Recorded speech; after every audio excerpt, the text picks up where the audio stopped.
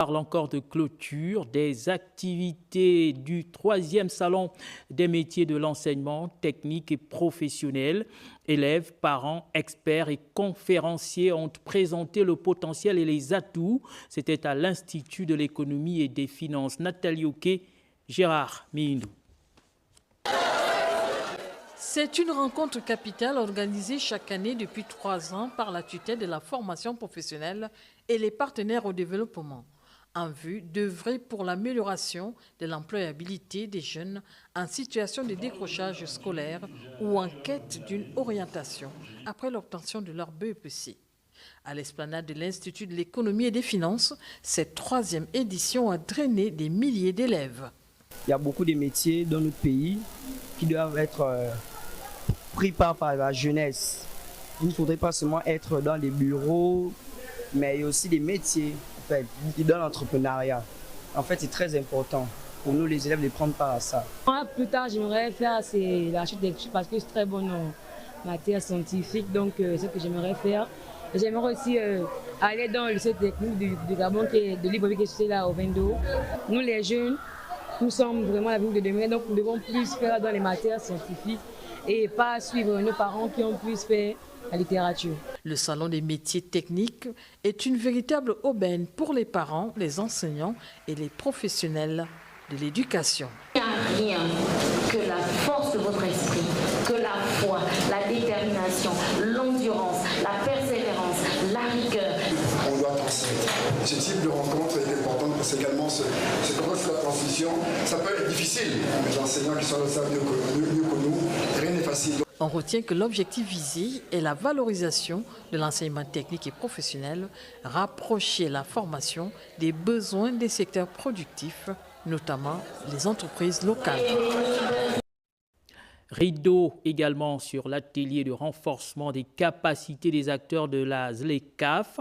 Durant 3 jours à Libreville, les panélistes ont créé un pont entre le marché francophone et le marché anglophone. Les détails dans cet élément de Andy Tungi et Ludovic Bitegué. 72 heures après l'ouverture officielle de l'atelier des formateurs de la ZLECAf, plusieurs recommandations ont été formulées dans l'optique de créer un pont entre le marché francophone et le marché anglophone.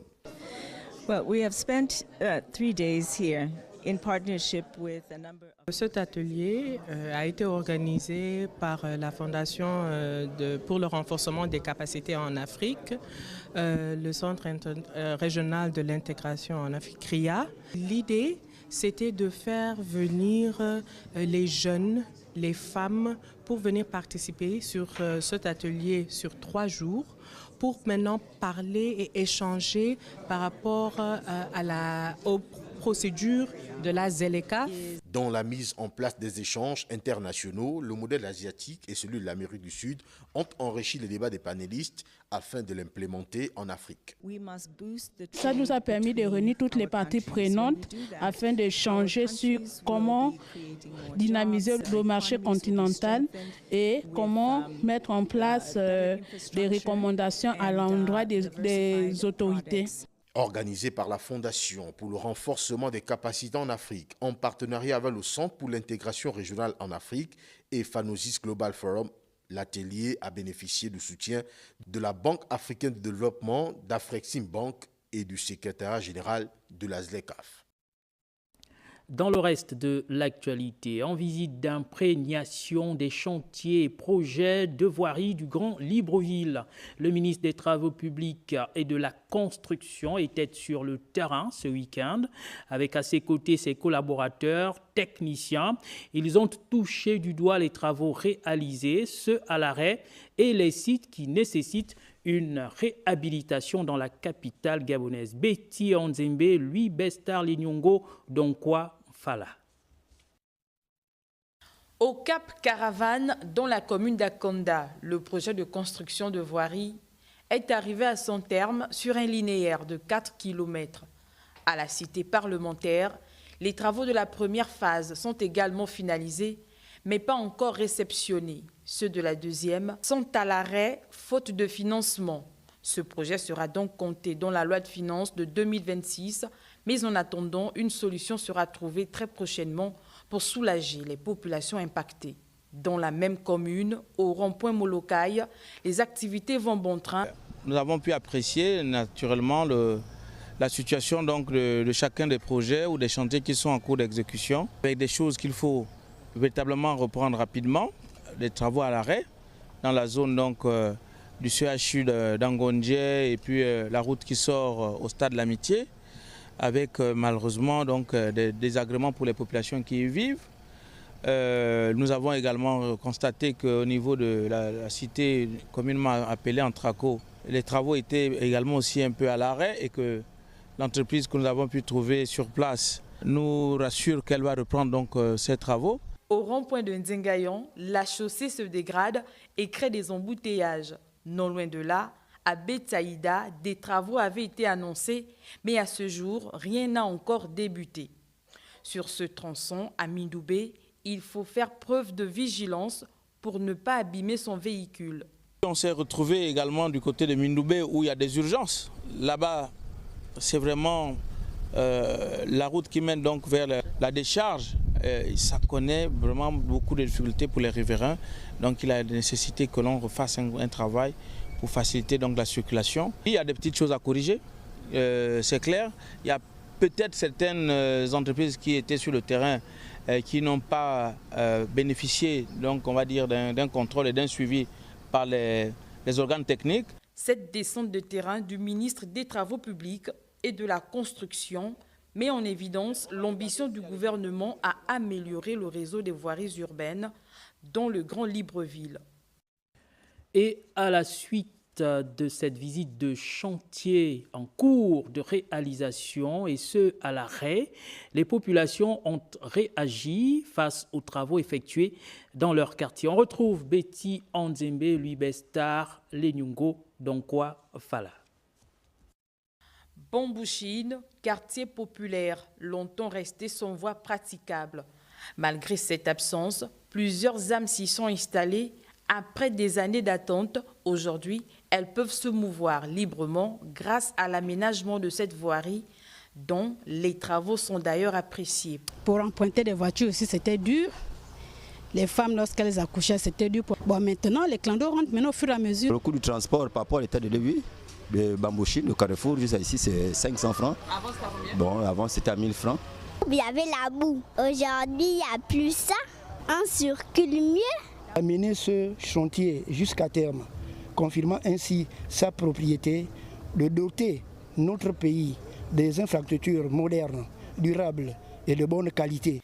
La cité SNI, dont la commune d'Ovendo, a également bénéficié des travaux de réhabilitation de ces voiries. Il n'y avait pas de route ici avant. Moi, j'avais mis les roues ici. Les camions ont gaspillé la route ici. Nous sommes très contents. Le ministre des Travaux publics et de la Construction, Edgar Mukumbi, accompagné de son équipe, s'est rendu sur ces différents sites pour apprécier les ouvrages. Du côté de Bambouchine, là également, des travaux restent à effectuer. Les travaux à ce niveau sont censés s'exécuter sur 20 mois. Donc il nous reste un an pour qu'ils puissent livrer cet ouvrage et qui est quelque chose de très utile parce qu'il y a de grandes populations qui habitent du côté de Bambouchine. Et à côté, nous avons donc la route en béton armé qui mène jusqu'au débarcadère. Il y a qu'un petit linéaire qui reste à finaliser. Ces travaux déjà entamés et à terme pour certains participent à l'amélioration des conditions de vie des populations tant à la capitale qu'à l'intérieur du pays. Parlons à présent de la clôture du colloque international pluridisciplinaire sur les organisations et la protection de l'environnement, événement présidé par le ministre de l'Enseignement supérieur. C'était à l'Institut universitaire des sciences de l'organisation Sophie Ntuntum Eman. Reportage Fabiola Mingue, Paul Jessica Ntuntum. Pendant 3 jours, chercheurs, étudiants, praticiens et décideurs ont reçu les rudiments nécessaires devant leur permettre d'être opérationnels. Le colloque que nous assurons aujourd'hui apporter une problématique essentielle pour notre époque, la responsabilité des organisations dans la protection de l'environnement. Les éléments qui ont été abordés pendant ce colloque sont définis par le président de ce rendez-vous. À travers les panels et les échanges nourris, nous avons revisité l'histoire des organisations engagées dans la protection de notre environnement. Nous avons analysé les défis contemporains qui pose à elles et surtout, nous avons esquissé le contour de ce qui pourrait être leur mission et mode d'action dans un monde à venir. Pour le ministre de tutelle, ce colloque est une grande opportunité. Ce rendez-vous du donner et du recevoir a permis, j'en suis convaincu, de contribuer à mieux comprendre les transformations en cours, d'identifier les leviers d'action, mais aussi de pointer les limites et les défis qui restent à relever collectivement. Sur ce, je vous remercie à nouveau pour votre participation active et je déclare officiellement clos le colloque sur les organisations et la protection de l'environnement hier, aujourd'hui et demain. Cette rencontre vise à démontrer que les questions sur les enjeux climatiques ne sont plus la seule affaire des experts du domaine, mais qu'elle engage la responsabilité de tout un chacun. Rappelons que ce colloque s'est tenu avec l'appui de l'Institut de recherche de sciences humaines, le Centre national de recherche scientifique et technologie et l'Institut Houphouët-Boigny.